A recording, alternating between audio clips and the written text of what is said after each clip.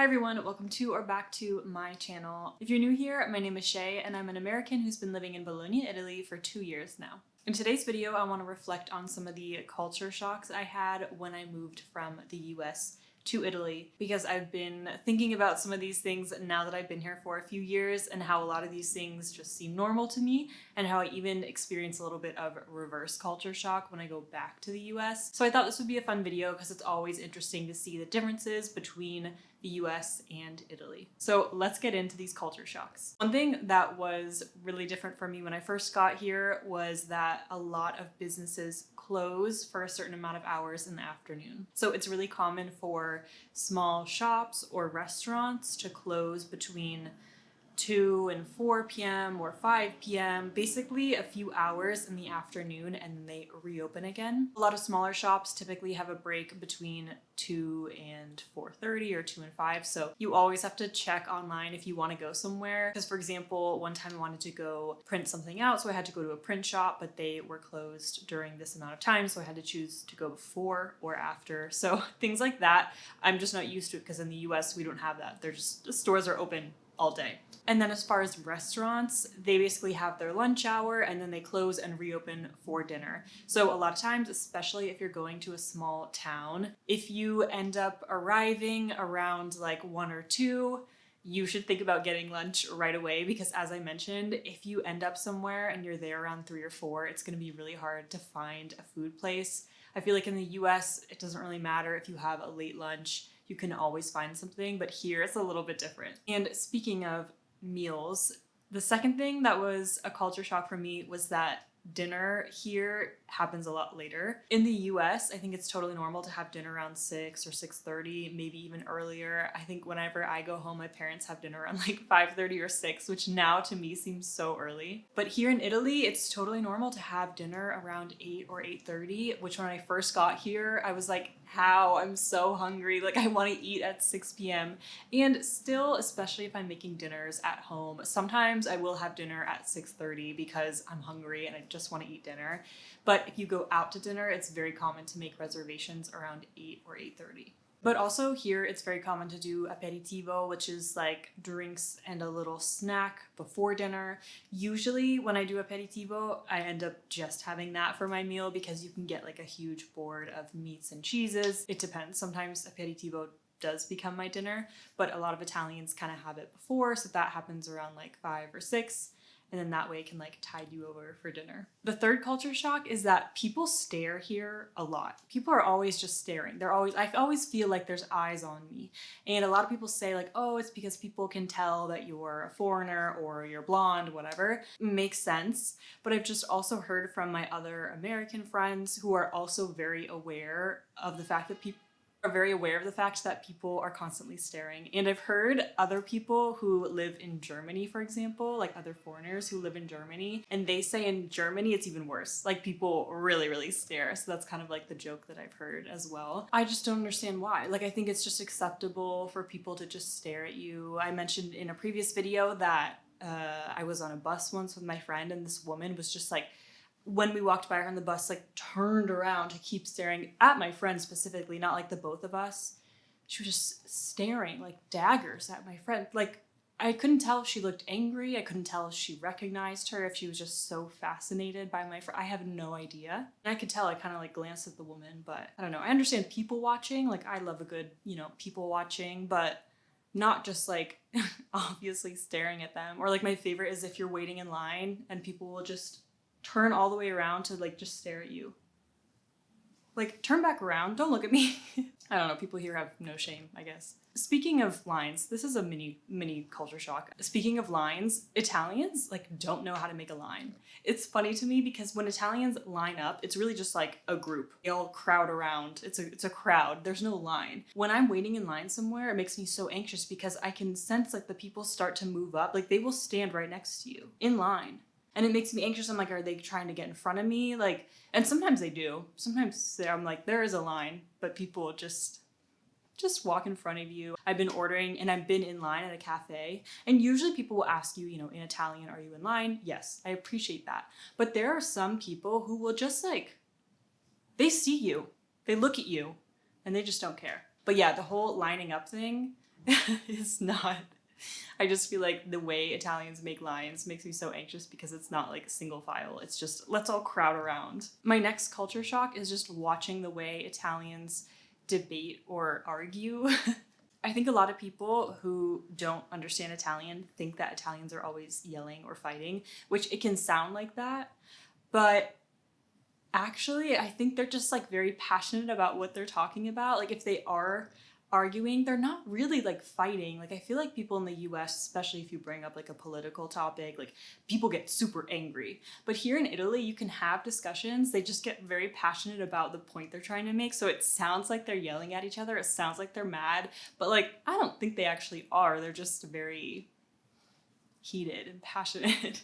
But I also have just seen them argue over tiny, tiny little things. They say things very confidently, even if they're not true, but they can be very convincing. They just are able to do that somehow. Another culture shock for me was the longer meal times, which I think a lot of Americans have heard by now. This culture shock whenever we go anywhere else in the world, because for us, lunch times and meal times are just like super fast. When I talk to Italians here and I tell them how a lot of people in the workplace eat lunch at their desks, maybe take like 10 to 15 minutes for lunch, like don't even take a break, but want to keep like working and eat in front of their computer.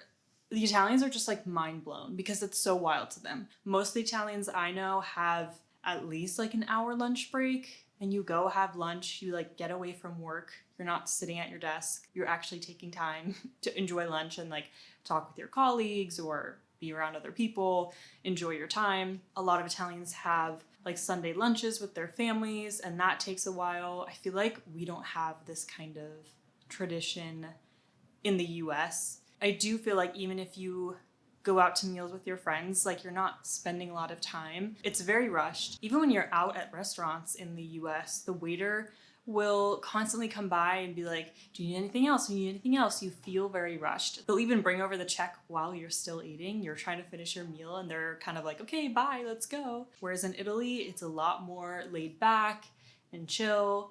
The meal times, you're not rushed at all. You can enjoy your food, you can chat. You have all these different courses.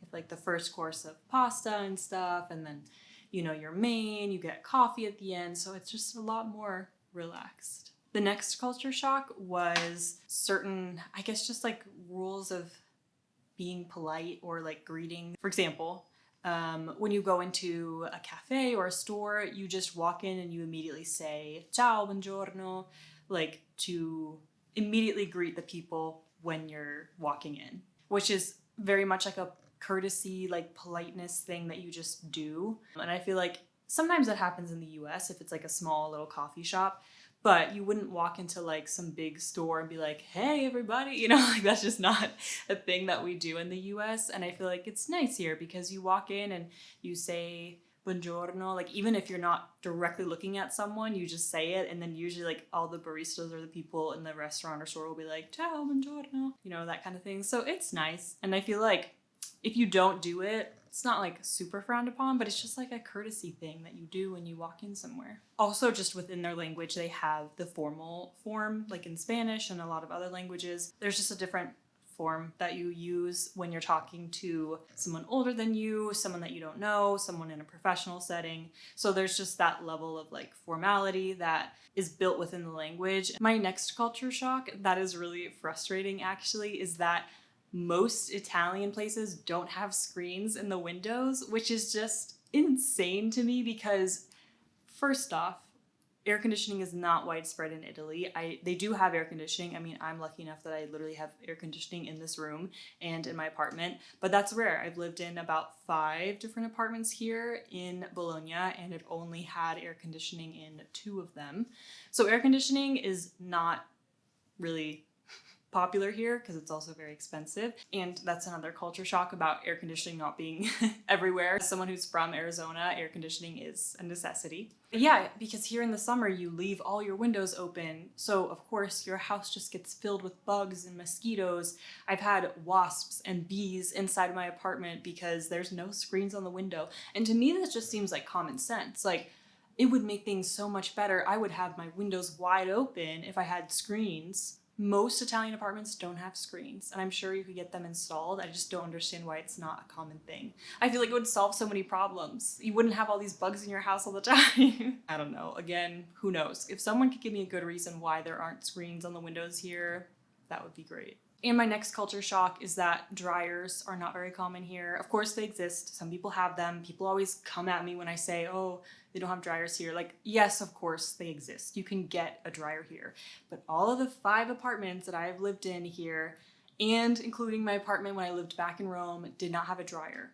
A lot of people don't have dryers here. Maybe people who have nice apartments and they're very wealthy, maybe they get a dryer, I don't know. It's mostly common to just hang dry your clothes here. And for me, since I don't have a balcony, I have to put my clothes on what's called like a stendino, which is basically a drying rack, I guess. And then my clothes will take like 2 days to dry, especially in the winter. Like if you're not getting a lot of sun through the window and the clothes are just sitting there, they take a while to dry. So that can be frustrating because you have to think ahead and plan ahead.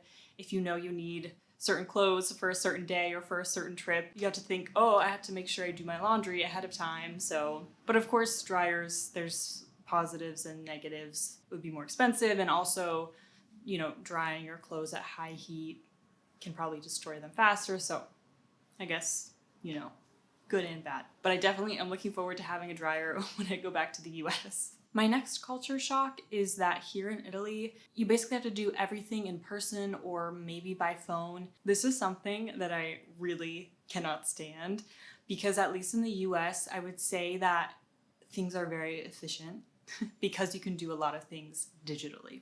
Everything that I had to do for this apartment, I had to go to an office in order to do it. I wanted to set up internet.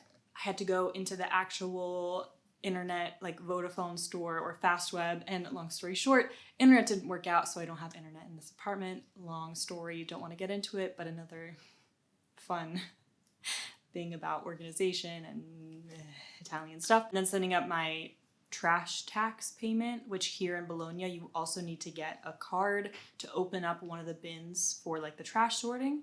So when I talked to my landlord, she said, you have to go to this office. She gave me the address and fill out this form so that way the tax payment will be under your name.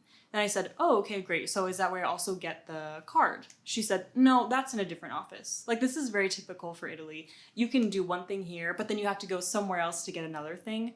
And I'm just like, why is this not all in the same place? Or just like digitally? Like, it's a card. I feel like I should just be able to get that sent to me.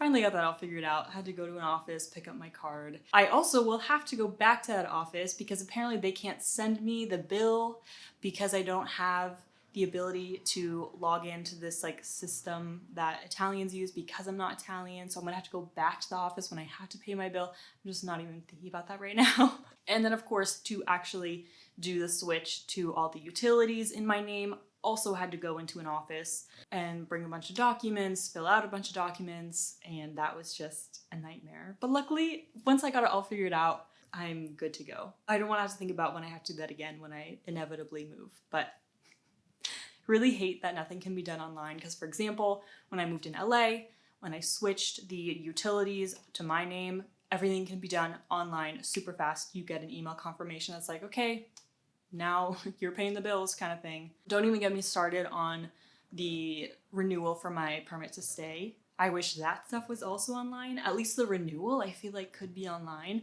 considering that the last time I went to the police station for my renewal, they literally told me that they lost my documents, the ones that I had sent through the post office. They lost them. So again, why can't this just be digital? My next culture shock revolves around food and the ideas around food, beliefs around food. Attitudes towards food here are very different. Here, it's totally normal to eat pasta every day, and not in the sense of like, you know, Americans saying like, oh, Italians just eat a ton of pasta every day. Like, you have a small portion, but it's very common for pasta to be your lunch every day, like different varieties, different forms of pasta, but it's totally fine to eat it every day. But I would say that what I've learned is that pasta is more of a lunch food because their idea is that you eat pasta, you eat this carb because, you know, you're moving or you're on the go throughout the day. Wouldn't eat like a huge plate of pasta at night right before you're about to go to sleep. That's why it's totally fine to eat pasta because you use that energy throughout your day. Whereas in the US, I feel like a lot of the idea around pasta is like, oh, eating a lot of pasta is so bad for you. It's so unhealthy. Pasta and pizza, that's bad. Don't eat a lot of that. Which I'm sure we have different kinds of pasta and like our pizza and all that kind of stuff because of our ingredients and the preservatives and stuff that we do put in our food. Like, yes, the quality is probably not as good as here. It's interesting how we view these different foods here in Italy versus the US. Also, one tiny thing is that I noticed that Italians eat salad maybe with their meal or after, whereas in the US, it's pretty common to eat salad as your appetizer. You eat it before any of the other food. And here, a lot of Italians will eat it after, at the end. That's interesting. I don't know why. As far as breakfast, pastries are very common. It's very rare to get like a salty breakfast unless you're getting a salty croissant or something. Breakfast is usually very small. It's totally normal to eat like little cookies, these basically like hard little cookies. You don't eat a ton of them. But again, for me, this was just weird because eating cookies for breakfast just seems like a dream when I was a kid, but very strange for me. Also, because in the US, I typically prefer salty breakfasts like eggs and avocado, toast. Now I mainly will eat like yogurt and some fruit or oatmeal, and then still sometimes eggs because I'm American and I still love my eggs. Sometimes just to start my day, I will have coffee and then a few of those little cookies, but it's still so weird that like here, my boyfriend and I will eat even like brownies, or you can eat a piece of cake for breakfast, which is just like, but I mean, I guess in the US we have things like muffins, which is basically a cake, or like a coffee cake. So we do have these pastries. I just feel like it's not as common. Like here they literally they have an aisle full of all these different types of breakfast cookies. Okay, we're almost getting to the end. I know there's a lot, but these are interesting, I hope. The next one is their belief of things that will make you sick. These still, to this day, I don't understand, and they actually make me kind of mad because I'm just like, what is the reasoning? Like, what is the logic behind this? Classic wet hair, don't go outside with wet hair, don't like don't keep your hair wet for a while because your neck will get stiff and will hurt. They have like a specific term for this that like apparently happens. I used to keep my hair wet all the time. I still do when I take a shower. Unless I'm going somewhere, I don't blow dry my hair immediately, and I've never suffered from a stiff neck. But for example, I've had a friend who I saw one day and she told me, oh, my neck is so stiff because yesterday I didn't dry my hair immediately after the shower. So placebo effect, I don't know, like if you think it, I don't know. Air conditioning is apparently the devil. Like it's just, no. Because here in Italy, if you do have air conditioning, you can maybe go to a restaurant that has air conditioning, but first of all, they won't have it very high. It typically is still pretty hot in there when they have air conditioning.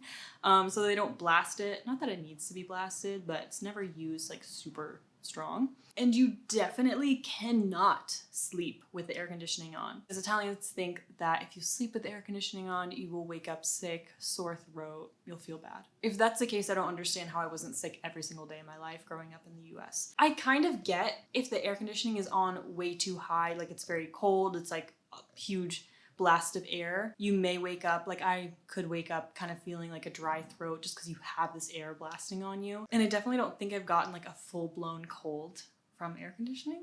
So it's another interesting fact. And then finally, another huge culture shock for me was vacation here, and also that everything basically is shut down in August. I didn't realize that many places in Italy in August basically become a ghost town if they're not by the sea. Because Italians typically use this month to travel, Italians get way more vacation time than we do in the US. In the US, you're lucky if you get like 2 weeks of vacation, but here it's very common for stores, like family-owned stores, just to completely shut down for all of August. And like I said, there is literally no one in Bologna. It really becomes a ghost town. It is scorching hot. There's barely anyone here. I did not get the memo the first year I was here, so I felt like the only poor soul left in Bologna. I was walking around the streets like, what is happening? I didn't book any vacations because I didn't know that everyone left. So now I know. I hope you enjoyed this video. I definitely have a lot more culture shocks that I could have mentioned, but I didn't want this video to get too long. So let me know some interesting culture shocks that you've experienced if you've ever moved countries before in the comments below. I'd love to hear your stories. And as always, if you enjoyed this video, please like and subscribe so you don't miss any future videos, and I will see you all again very soon. Bye!